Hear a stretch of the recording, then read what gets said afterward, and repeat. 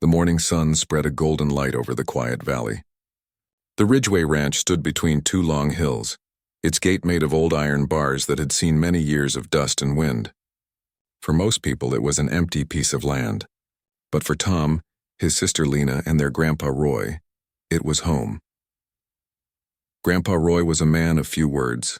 His beard was white like winter frost, and his eyes held the calm of someone who had lived through many storms.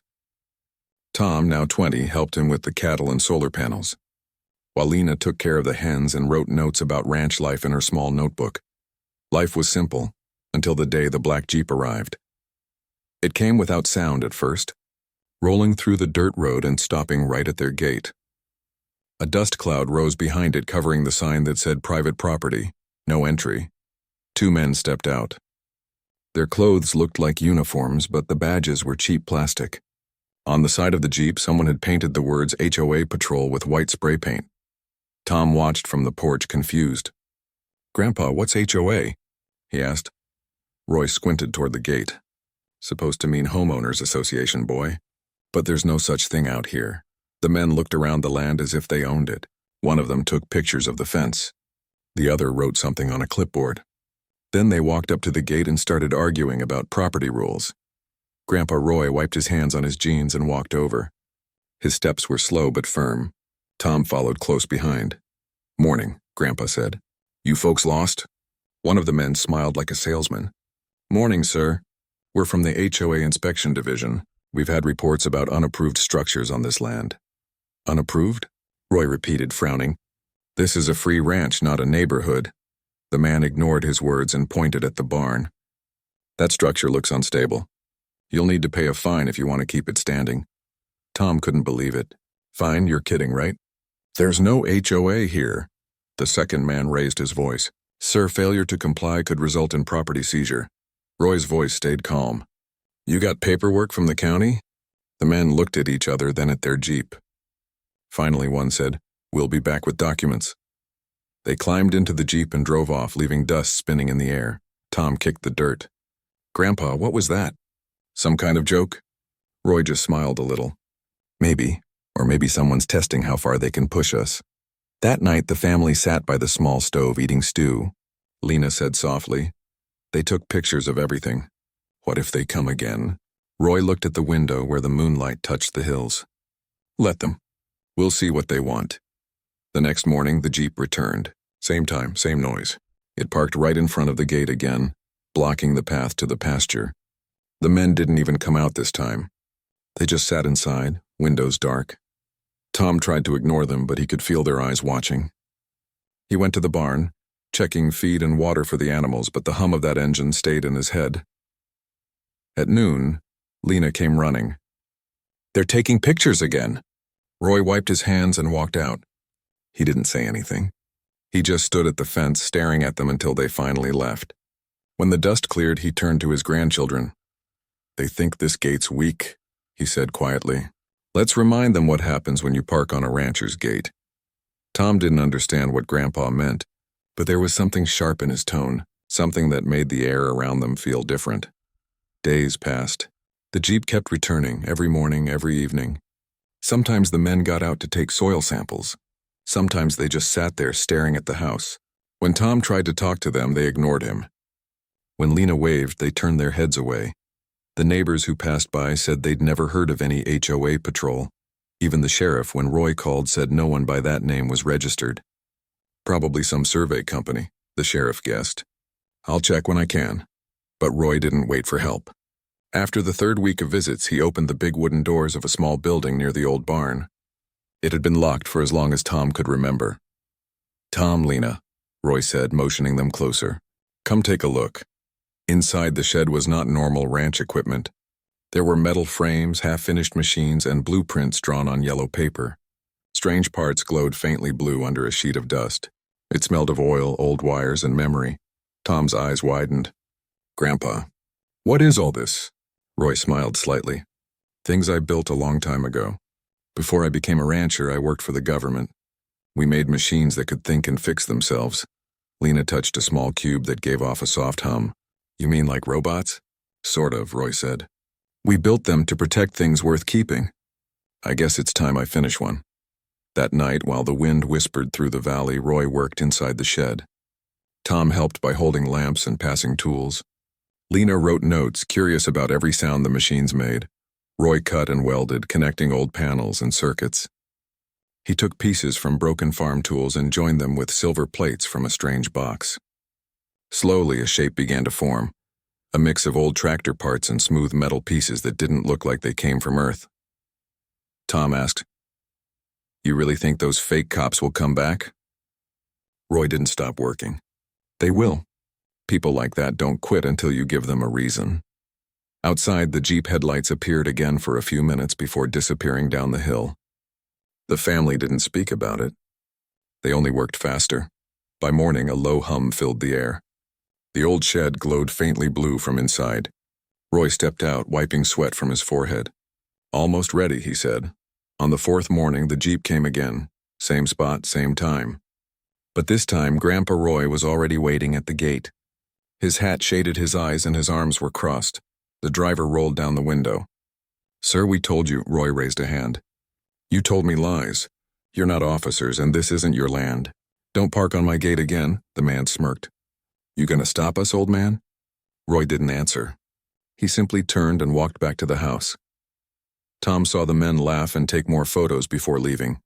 He felt angry, but Roy was calm. "They'll come again tomorrow," he said softly. "And tomorrow, the gate will be ready." Tom looked toward the shed and saw a faint light blinking from inside. For the first time, he noticed that Grandpa's eyes looked sharper. Younger almost, like the spark of an engineer who had waited years for a reason to use his old skills again. That night, as the moon rose above the ranch, the wind carried the smell of metal and oil. Inside the shed, the strange machine came to life. It was shaped like an old tractor engine, but cables moved inside it like muscles. A single blue eye blinked open, glowing softly in the dark. Grandpa Roy watched it hum, his voice a whisper. "Welcome back, my friend. We've got a Jeep to teach some manners." Tom and Lena stood beside him, amazed. The machine's light reflected in their eyes like a promise. Something big was coming. Something no fake patrol or lying officer could ever expect. Far away, down the empty road, the same black Jeep waited in the dark, engine running, as if it already knew a storm was forming inside that small ranch. And in the silence of the valley, Grandpa Roy smiled. "Tomorrow," he said, "they'll learn what human hands can do." The next morning came with a quiet wind and the smell of rain on the far hills. The ranch was calm, but the air felt different, heavy, like it was waiting for something to happen. Tom woke early. He stepped outside and saw Grandpa Roy already near the shed, cleaning his tools. The strange blue light from the night before had faded, but he could still see faint marks of heat on the metal walls. Lena brought breakfast, eggs, bread, and warm tea, and they all sat on the porch. No one spoke for a while. Finally, Tom asked, "Grandpa, what are you building in there?" Roy didn't answer right away. He looked out toward the road where the black Jeep always parked. "Something that can think faster than those men," he said at last. Lena frowned. "You mean that machine you showed us?" Roy nodded. "Yes, it was built to protect, not to harm. But sometimes the best defense is to remind people that we're not easy to push." Tom leaned forward. "But Grandpa, what if they call real police? What if this gets big?" Roy smiled. "Then they'll find out who they're dealing with." After breakfast, Roy led them inside the shed again.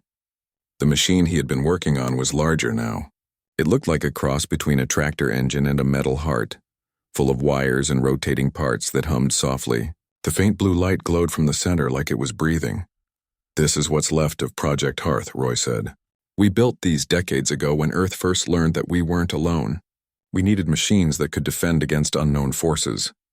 Tom and Lena listened quietly. The air buzzed with energy as Roy turned a dial and the blue light brightened. The world thought those machines were destroyed after the old programs shut down. Roy continued, "But I kept one part of the power core. Now I'm giving it a new purpose." Lena touched one of the metal plates. "It feels warm. It's alive," Roy said softly. "Not like a person, but it learns. It remembers they worked all day." Tom helped lift the heavier parts and Lena connected the wires under Roy's direction. The shed filled with the sounds of sparks and soft electric hums. By evening, the machine was complete, or almost complete. It stood on 4 short legs made of reinforced steel and had a round center that could rotate. From the front, a small lens shone faintly like an eye. Tom stepped back. It looks like a small robot. Roy wiped his hands. It's a guardian. I made it smart enough to track patterns, movement, voices, faces. But it doesn't attack. It only reacts. Reacts to what? Lena asked. To disrespect, Roy said simply. And this land has had plenty of that lately. As the sun went down, the familiar sound of the Jeep's engine echoed from the road. Tom froze. They're back. Roy looked through the shed window. The black Jeep stopped again right in front of the gate, same as before. The men didn't come out this time. They just sat there, one holding a camera, the other tapping on a tablet. They're scanning, Roy muttered. Trying to find out what we've done here, Lena whispered. Should we hide the machine? Roy shook his head. No, let them see what they want. It'll make tomorrow more interesting. He pressed a small silver switch on the work table. The machine's blue light pulsed twice, then faded into stillness. What did you do? Tom asked. I told it to sleep, Roy said. It listens only to me. They watched until the Jeep left again. Then Roy turned to his grandchildren and smiled faintly. Tomorrow we'll give them a surprise. The next morning, clouds covered the sky. The valley looked gray and quiet, almost empty. Tom woke early and saw Grandpa already at the gate fixing the old tractor. The machine was inside it, hidden perfectly beneath the hood and gears. Lena brought water and whispered, You really think this will work? Roy's hands were steady. I don't think. I know. He looked at the horizon. When I worked for the Defense Department, I learned one thing. People and things only respect what they can't control. Those men think they can scare us. We'll show them that this ranch doesn't scare easy. An hour later, the black Jeep appeared again. It rolled up slowly, engine humming. This time there were 3 men inside, not 2. The third one wore dark glasses and had a small badge clipped to his jacket. Tom stood near the fence, pretending to check the gate. Lena held a camera in her pocket, recording everything. The man with the glasses stepped out first. Good morning, he said smoothly. We received reports that this property is under inspection. You'll need to allow us entry. Roy stayed calm. Show me your papers, the man smiled. Sir, we don't need papers. This land falls under new development review. Roy looked him straight in the eyes. That's funny.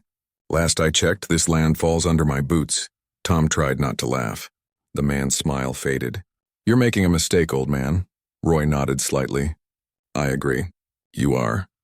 Then he turned and walked toward the tractor, pretending to check the engine.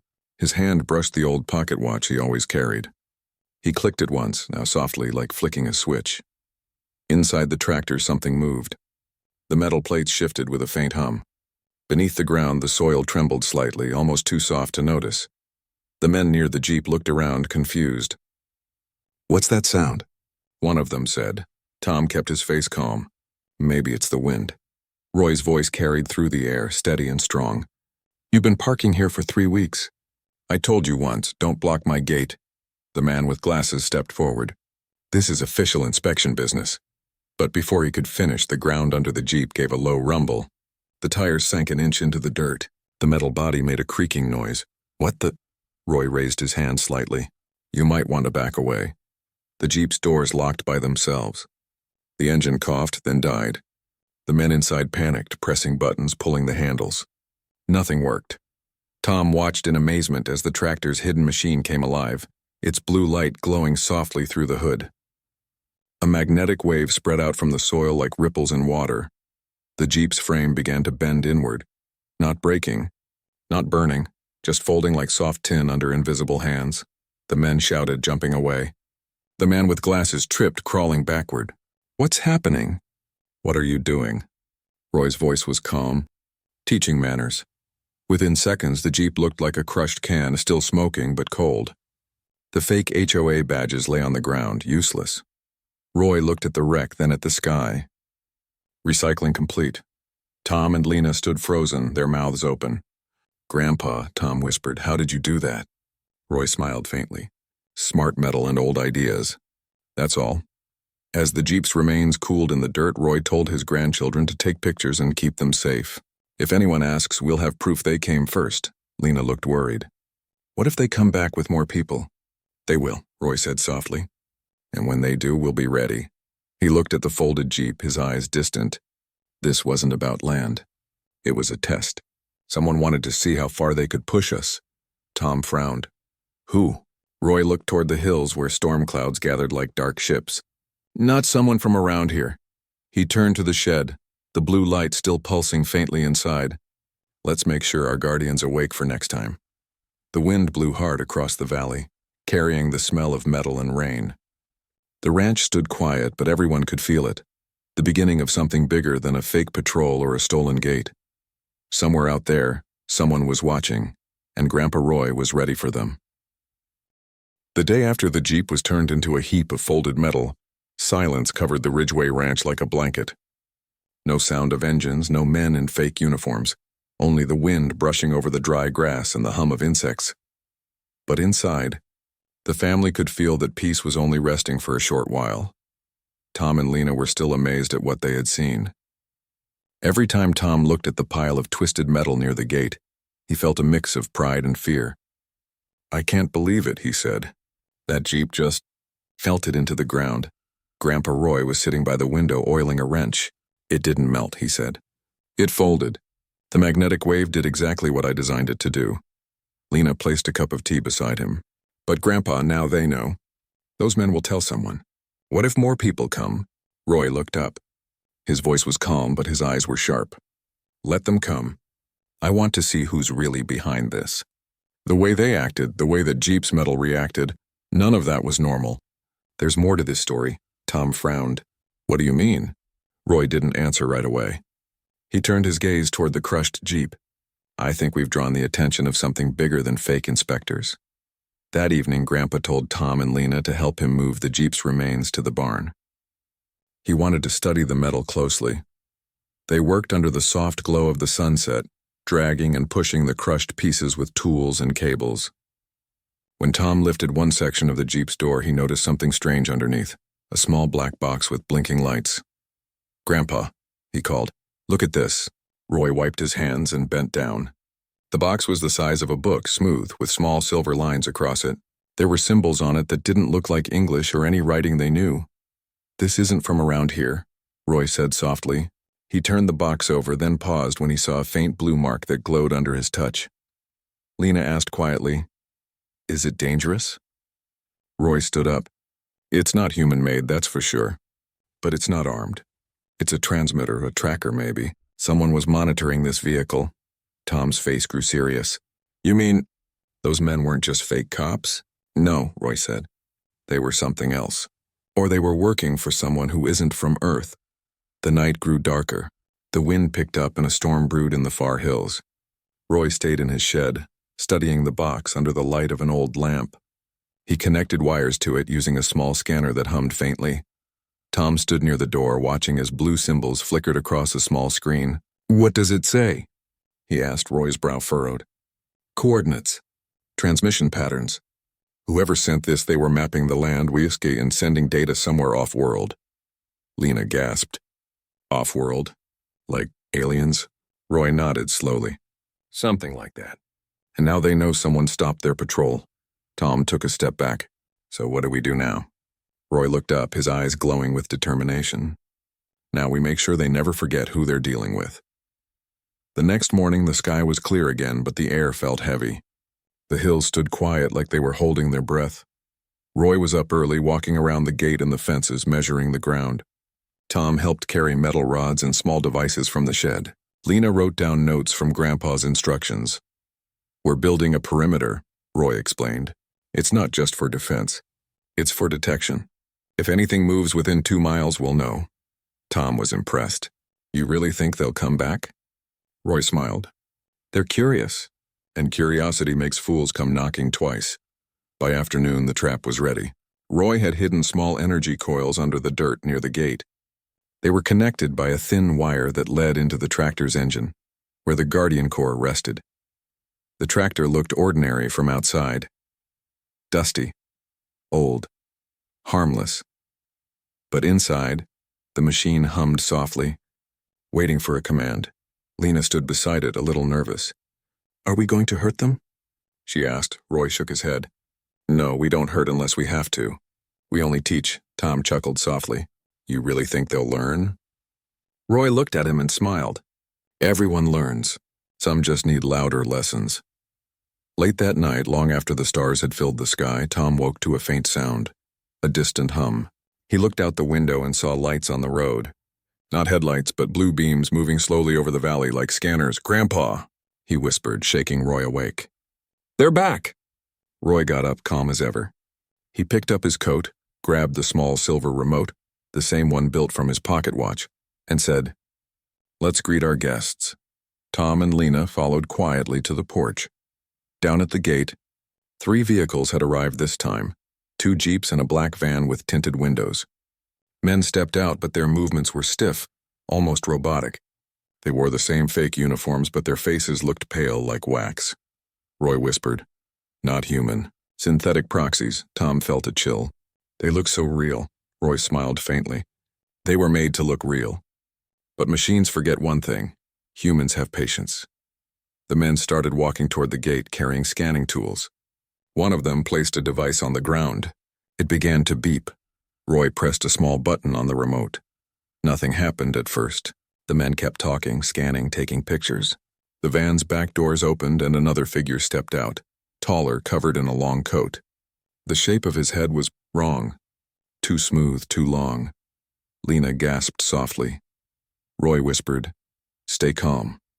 The tall figure stepped closer to the gate, looking at the crushed Jeep remains still lying near the fence. Its voice was smooth but hollow. "Who did this?" Roy stepped forward from the shadows. "That would be me." The figure tilted its head. "This land is under new ownership." Roy shook his head. "Not today, it isn't." The tall figure raised its hand slightly. The scanning devices began to glow brighter, forming a faint ring of blue light around the gate. Tom whispered, "Grandpa, they're doing something." Roy didn't move. "Let them." The blue light grew stronger and then flickered once, twice before turning into a burst of static. Sparks flew from the machines. The men stepped back, alarmed. Roy pressed the watch again. A deep hum filled the valley. The ground trembled. From under the soil, the hidden coils activated, glowing faintly like buried stars. The tractor at the barn door woke up. Its blue eyes shone through the night. The sound of the machine's power rolled like thunder. "Time to learn respect," Roy said quietly.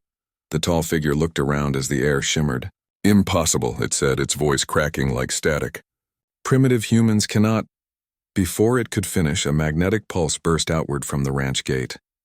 It wasn't violent, but strong enough to pull every metal object toward the ground. The van's sides crumpled inward like paper. The fake men fell, their plastic skin peeling to reveal silver circuits beneath. The tall figure staggered backward, its coat burning at the edges from the energy wave. Roy stepped closer, voice calm. "You came to test us. You thought we were weak. You forgot who built the first engines, who crossed the stars, who never gives up." The tall figure's glowing eyes dimmed. "This is not over." "Maybe not," Roy said. "But this round is mine." The vehicles twisted, the air cracked with blue light, and then silence. The fake men and the tall figure vanished in a blink, leaving behind only a smell of burnt metal. Tom stood frozen. "Grandpa, what were they?" Roy looked up at the stars. "Scouts testing the ground. They'll tell their masters that humans still fight for their soil." Lena asked softly, "Will they come back?" Roy nodded. "They will, and when they do, we'll be ready again." He turned toward the barn where the faint blue glow of his guardian machine shone like a star. "Humans don't run from storms," he said. "We build roofs, and then we build lightning." The next morning came with a sharp wind blowing across the open land. The sky had a pale blue shade, and the sound of horses moving in the stable mixed with the smell of fresh hay. Tom woke up early, determined to follow Grandpa's new plan. Grandpa was already outside near the ranch gate, holding a wrench and a cup of black coffee. He looked calm, but his eyes showed that he was ready for something serious. "Morning, boy," Grandpa said. "We'll finish this once and for all today." Tom nodded. He knew Grandpa wasn't one to act without thinking. Whatever he planned, it would be clever. They walked together toward the gate, where Grandpa pointed to a small box hidden near the fence post. "This is an old trail camera. I set it up last night. If those fake HOA men show up again, we'll have proof. But I'm guessing they'll come back thinking they scared us." Tom checked the camera and made sure it worked. Then he looked at the gate. "You think they'll Try again after what happened to their Jeep? Grandpa smiled faintly. Men like that don't learn easy. They got pride. They'll come back, probably angry. But this time we'll be ready. They waited most of the day, keeping an eye on the long dirt road that led to their ranch.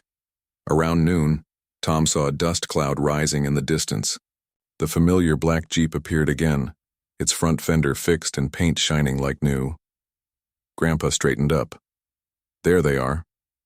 The Jeep rolled closer and stopped right in front of the gate again, just like before. The two men got out, still wearing the same fake uniforms. One of them, the taller one with the dark glasses, shouted, "You think you can mess with us, old man?" Grandpa didn't move.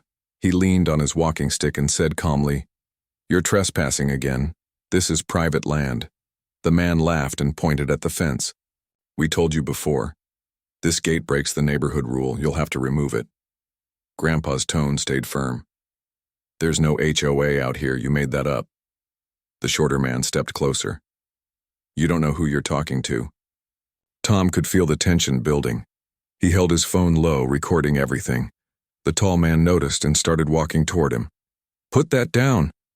Grandpa took one slow step forward, his voice deep and steady. "You take another step toward that boy, and you'll regret it." The tall man stopped, glaring. For a long moment, no one moved. The wind carried the soft creak of the gate. Finally, the men turned and went back to their Jeep. But instead of leaving, they pulled out a clipboard and started writing something down. Tom whispered, "They're pretending to give us a fine again." Grandpa nodded. "Let them.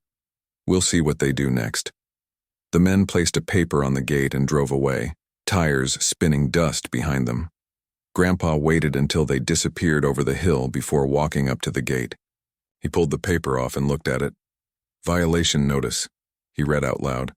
"Unauthorized gate construction on HOA property. Fine, $500. He chuckled softly.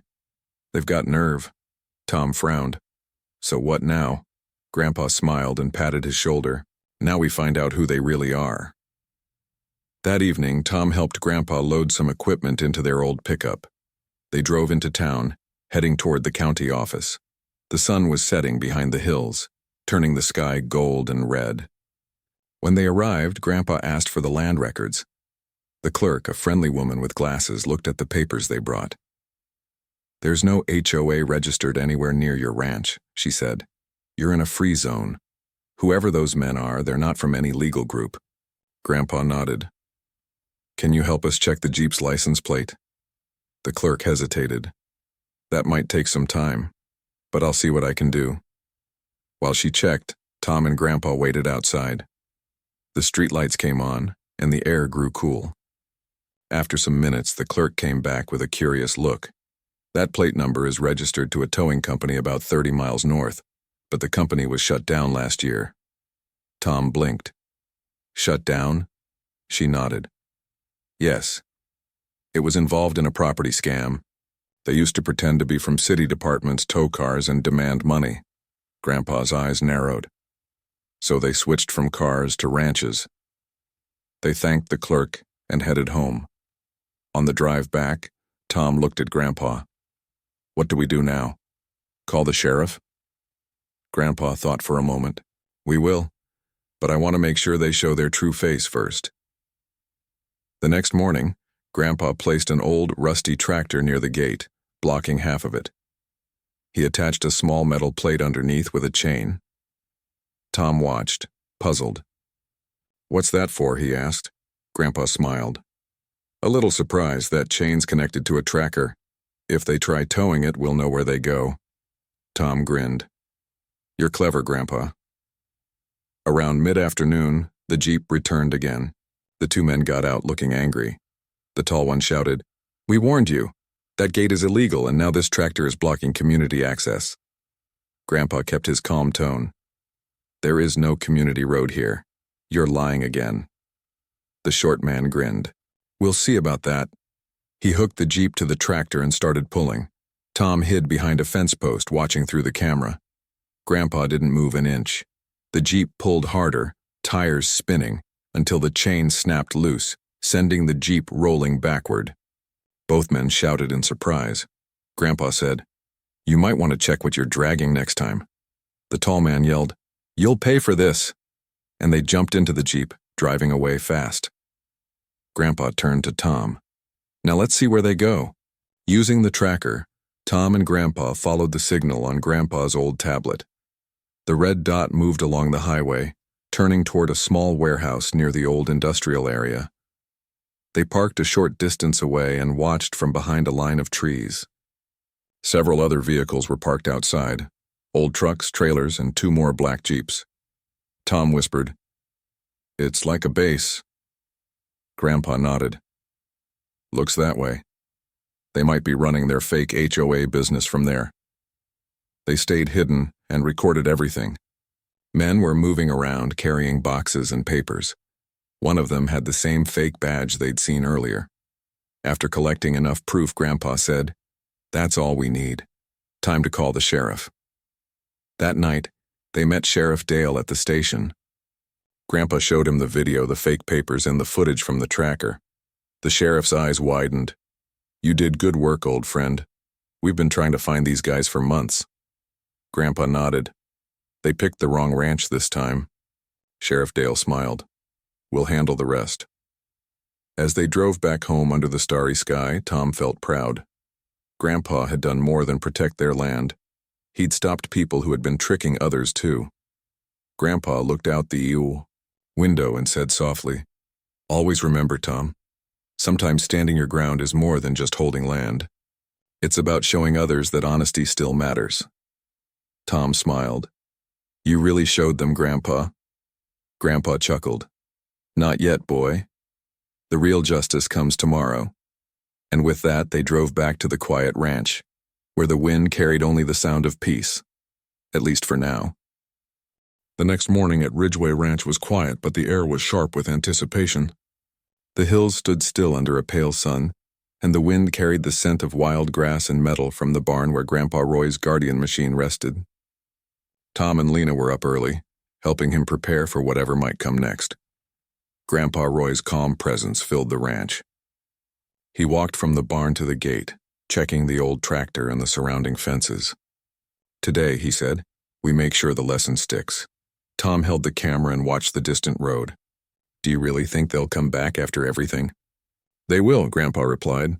"Curiosity and pride make fools come twice, and today they'll see that humans don't bow." By mid-morning, a faint dust cloud appeared in the distance. 3 black vehicles approached the gate, 2 Jeeps and a dark van. The men stepped out, moving carefully this time, their fake uniforms clean and stiff. They looked around, eyes scanning the ranch, but something was different. Their movements were hesitant, almost cautious. Grandpa Roy leaned on his walking stick. "Notice anything different, kids?" Tom nodded. "They're nervous." "Yes," Grandpa said. "They've learned what we can do. Now we just need to show them the rest." The men stopped near the gate. The taller one spoke first, voice sharper than before. "This land is restricted." "Move your vehicles," Roy smiled slightly. "This land is private, and my family lives here. You need permission to park anything here." The men hesitated. They looked at the crushed Jeep remains from before, and at the rusty tractor standing near the gate. Clearly something had unsettled them. Grandpa Roy pressed a small button on his silver remote. The old tractor shivered slightly. Blue lights glowed faintly from underneath the metal hood. Tom and Lena watched as the guardian machine stirred to life, its legs stretching and its round lens glowing bright blue. The short man stepped forward. "What is that?" Roy's eyes stayed calm. "A reminder. Humans protect what is theirs." The tall man frowned, motioning to the other men. "We can handle this." Before they could move, a faint hum rolled across the ground. The metal plates beneath the tractor extended slightly, and a magnetic pulse surged across the gate. The Jeep closest to the gate shivered and sank slightly into the dirt. The men froze. One of them shouted, "Stop! What are you doing?" Grandpa Roy took a step forward. "I told you before. This is human land. You respect it or you leave." The guardian machine began moving, its blue lens tracking each intruder. The air hummed with a soft power that made the men step back. Sparks glinted on the metal parts as if the machine itself was alive, ready to act. Tom whispered to Lena, "It's amazing. It really listens to Grandpa." Lena nodded, her eyes wide. "It's beautiful." Grandpa's voice carried over the wind. This isn't about violence. It's about control. You've tried to control what doesn't belong to you. That ends today. The tall man raised his hand slowly. We only wanted to survey the land. Roy shook his head. Survey? You came as lies, pretending to be officers. That's not surveying. That's trespassing. Suddenly, the van's doors opened. Inside, more men appeared carrying small devices that glowed faintly. They looked organized and trained, but there was hesitation in their movements. The lead man shouted, "Grab the tractor! Take control!" The ground trembled slightly. Grandpa pressed the remote again. The Guardian machine stepped forward, spreading its legs wide. Energy pulses traveled along the ground, reaching the van and jeeps. The devices inside them sparked and went dead. The men tried to move, but the magnetic field held the metal vehicles firmly. They shouted, but the sound was swallowed by the hum of the machine. Grandpa Roy walked slowly toward the gate. You thought you could push humans around. You were wrong. Tom and Lena followed behind him, feeling the pride of standing with someone who refused to bend. The men panicked, realizing they were trapped without harming them. Grandpa raised his hand, and the blue light of the Guardian shone brighter, casting long shadows across the ranch. You will leave this land and never return, he said. One of the men tried to run toward the fence, but a soft magnetic push stopped him in his tracks. He fell back, surprised and frightened. The leader, tall and stern, raised his voice. We will report you. Roy shook his head. Report? By the time your words reach anyone, you'll be gone from here, and anyone who comes after you will find the same. The Guardian machine made a low humming sound, like the growl of a lion warning that humans were in charge of their own land. Slowly, the men climbed back into their vehicles. They looked at the crushed jeep and the tractor, their faces pale. The magnetic pulse released, letting the vehicles move, but only enough for them to drive away. They sped off down the road without looking back. Tom and Lena breathed a sigh of relief. They're gone, Lena said. Grandpa Roy nodded. For now, but they've learned the lesson humans never forget. We protect what belongs to us. The family walked to the barn where the Guardian rested. Its blue lens dimmed and it sank back into a quiet hum like a sleeping animal. Grandpa patted the machine. Good work. You did your part. Tom looked at his grandfather. Grandpa, you really showed them? Roy smiled faintly. It's not about showing. It's about reminding. Humans are clever. Humans are strong. And humans never bow to false authority. The next few days passed quietly. The ranch returned to normal. Horses ran freely, chickens clucked around the coop, and the wind moved gently across the hills. The dust from the road settled, leaving the valley peaceful once again. The sheriff came by a few days later, having followed up on the reports. Grandpa, we checked that warehouse, he said. It's empty. All the men have disappeared. We can't find any trace of the fake HOA operation. Roy chuckled softly. That's good. They learned their lesson without needing arrests. Tom raised an eyebrow. But Grandpa, don't you think someone will come back? Roy shook his head. Maybe, but if they do, we'll be ready. Humans have something no machine, no faker, no trespasser can take away. Cleverness, courage, and the will to protect what's ours. Lena wrote in her notebook, Today we learned that truth and bravery always win. Weeks later, Grandpa helped Tom weld a sign to the gate. Private ranch, human-owned, respect our space. It was simple, but it carried a message. No fake officers, no greedy companies, no imposters could ignore it. That night, the family sat on the porch looking at the stars. The Guardian machine rested quietly in the barn, its soft hum barely audible over the wind. Grandpa Roy leaned back in his chair. Remember this, he said. The universe may test humans. Aliens may watch, and fools may come pretending to be powerful. But humans, we learn, we fight. We protect what belongs to us. And we always find a way. Tom smiled, looking at his grandfather with pride. I think they'll remember this ranch for a long time. Roy nodded. Yes, they will.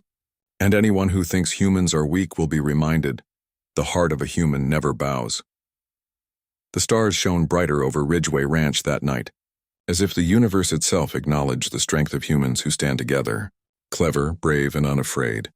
In the quiet valley, the wind carried only one message.